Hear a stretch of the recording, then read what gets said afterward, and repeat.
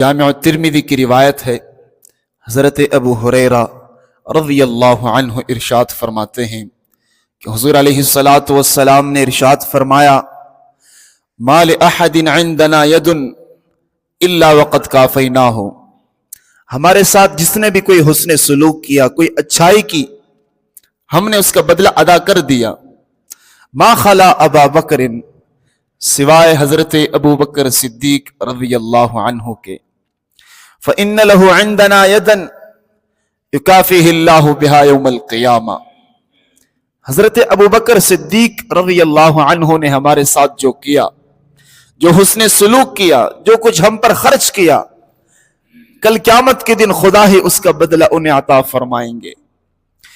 वमा नफ़अनी मालु अहदिन क़त्तु मा नफ़अनी मालु अबा बकरिन। मुझे किसी के माल ने इतना नफा नहीं पहुंचाया जितना नफा हजरत अबू बकर सिद्दीक रज़ी अल्लाहु अन्हु के माल ने पहुंचाया। वलौ कुन्तु मुत्तखिज़न खलीलन लत्तखज़्तु अबा बकर खलीला। अगर मैं अपने दोस्तों में से किसी को अपना जानी दोस्त बनाता तो हजरत अबू बकर सिद्दीक रज़ी अल्लाहु अन्हु को अपना जानी दोस्त बनाता। अला व इन्न साहिबकुम खलीलुल्लाह। हाँ, तुम्हें ये बात मालूम होनी चाहिए कि मैं अल्लाह का खलील हूं और मेरा हकीकी दोस्त बस अल्लाह ताला है। दोस्तों, हुजूर अलैहिस्सलातु वस्सलाम की मुबारक आदत थी कि जब भी कोई आदमी आपको कुछ देता तो बदले में हुजूर अलैहिस्सलातु वस्सलाम उनको कुछ न कुछ जरूर अता फरमाते। इस मुबारक हदीस में इसी चीज का जिक्र है कि सिद्दीक अकबर रज़ी अल्लाहु अन्हु ने हम पर इतना खर्च किया, मुझ पर इतने एहसानात है सिद्दीक अकबर के कि उनका बदला आज दुनिया में मैं नहीं दे सकता। बरोज़े क़यामत हजरत अबू बकर सिद्दीक रज़ी अल्लाहु अन्हु ने इनके एहसानात के और उनके इन अच्छाइयों के बदले कल क़यामत के दिन अल्लाह ताला अता फरमाएंगे। हजरत अबू बकर सिद्दीक रज़ी अल्लाहु अन्हु के नवासे हजरत उर्वा रज़ी अल्लाहु अन्हु का बयान है कि जब हजरत अबू बकर सिद्दीक रज़ी अल्लाहु अन्हु ने इस्लाम कबूल किया तो उनके पास 40,000 दिरहम थे। सब के सब हुजूर अलैहिस्सलातु वस्सलाम की खिदमत में और दीन की इशाअत पर, दीन की खिदमत में खर्च कर दिए।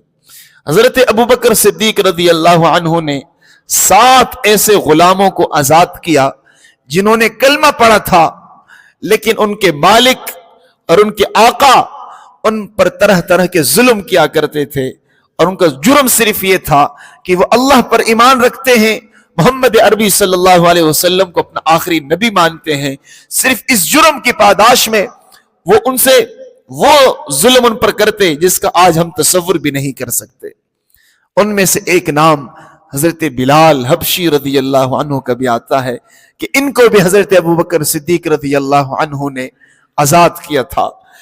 हुजूर अलैहिस्सलातु वस्सलाम से हजरत अबू बकर ने साफ कह दिया, या रसूल अल्लाह, मैं और मेरे पास जो कुछ है उन सब का आप मालिक हैं।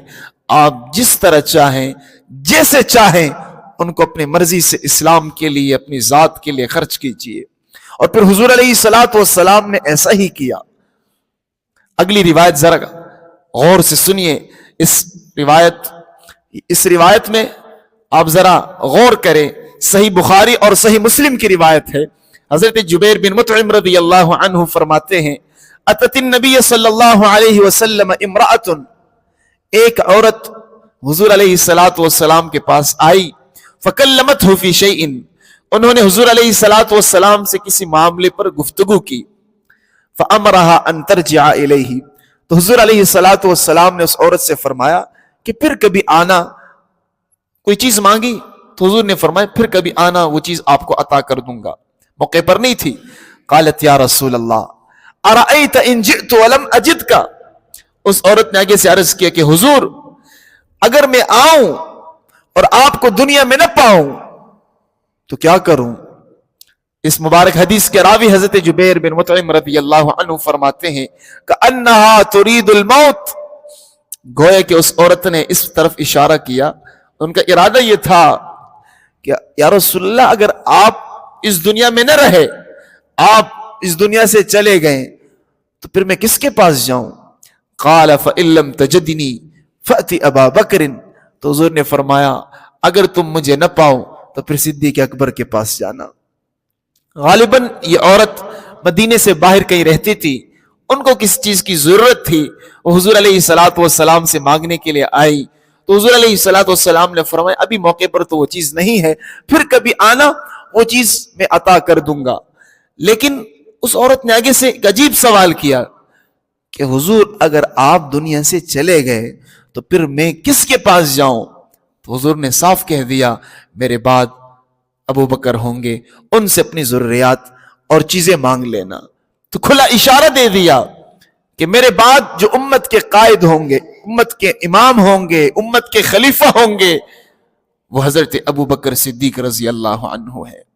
اور جامع ترمذی کی یہ تیسری روایت، آپ ذرا اس کو بھی غور سے سنیے، کتنی وضاحت کے ساتھ حضور علیہ الصلوۃ والسلام نے اشارہ دیا ہے حضرت ابو بکر صدیق رضی اللہ عنہ کے بارے میں۔ حضرت اما جان سیدہ عائشہ صدیقہ رضی اللہ عنہا وعن ابیہا فرماتی ہے کہ حضور علیہ الصلوۃ والسلام نے فرمایا لا ينبغي لقوم فیہم ابو بکر ان یؤمہم غیرہ، کسی قوم اور کسی جماعت کے لیے یہ مناسب نہیں ہے، ان کے لیے درست نہیں ہے کہ ان میں صدیق اکبر موجود ہو اور وہ کسی اور کو اپنا امام بنائے۔ جب کسی جماعت میں، کسی امت میں ابو بکر موجود ہو تو وہی امام ہے، وہی خلیفہ ہے۔ کتنے وضاحت کے ساتھ نبی علیہ الصلوۃ والسلام نے حضرت ابو بکر صدیق رضی اللہ عنہ کی خلافت کی طرف اشارہ فرمایا۔ تو حضرت ابو بکر صدیق رضی اللہ عنہ ہم سب مسلمانوں کے پہلے خلیفہ ہے۔ اللہ تعالی ہم سب کو حضرت ابو بکر صدیق رضی اللہ عنہ کے نقش قدم پر چلائے۔ ان کے پیچھے چلیں گے تو راہ ملے گی، منزل ملے گی، جنت ملے گی۔ اگر ان سے ہم نے اپنا رشتہ توڑ دیا، ان کے راہوں کو چھوڑ دیا، ان کے طریقوں کو چھوڑ دیا، تو دوستو آخرت میں جہنم کا ایندھن خدا بنا دے گا۔ اللہ تعالی ہم سب کو صدیق اکبر رضی اللہ عنہ کے نقش قدم پر چلتے چلتے موت عطا فرمائے۔